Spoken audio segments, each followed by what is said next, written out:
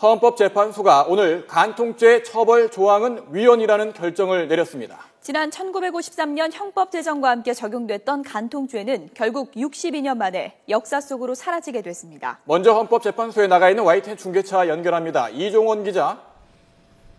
네, 헌법재판소에 나와 있습니다. 네, 위헌과 합헌 의견이 7대2로 갈렸군요. 네, 그렇습니다. 이 폐지 여부를 놓고 수십 년 동안 논란을 빚어왔던 간통죄 결국 62년 만에 역사 속으로 사라지게 됐습니다.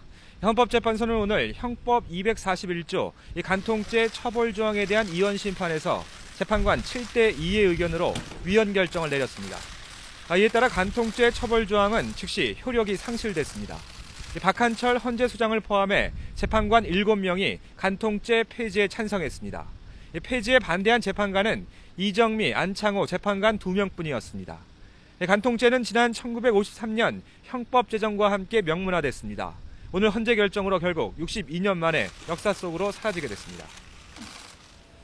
네, 이렇게 긴 논란 끝에 위헌 결정에 이르게 됐는데요. 그 이유부터 좀 짚어볼까요? 네, 국가가 법률로서 이 간통을 처벌하는 게 국민의 기본권을 침해한다는 게 헌재의 판단입니다. 헌법에 보장된 사생활 자유와 이 성적 자기결정권을 침해한다는 해석인데요. 또 헌재는 간통 행위에 대해 국가가 형벌로 다스리는 것이 더 이상 국민 인식과 일치한다고 보기 어렵다고 강조했습니다. 간통이 도덕적으로는 비난받을 일이지만 형사적으로 처벌하는 것은 과도한 형벌권 행사로 봐야 한다는 판단입니다. 이와 함께 세계적으로 간통죄가 폐지되고 있는 점도 고려됐습니다. 이에 반해 합헌 의견을 낸 이정미 재판관과 안창호 재판관 등 2명은 간통을 단순히 도덕적, 윤리적 차원으로 볼 수 없다는 견해를 내놨습니다. 타인의 권리를 침해하는 범죄라며 폐지될 경우 성도덕 문란을 초래할 수 있고 가족 공동체 해체를 촉진시킬 수 있다고 지적했습니다. 네, 7대2면 압도적인 결과라고 볼 수 있는데 결국 폐지됐습니다. 앞으로 구체적으로 어떤 변화가 있는 겁니까?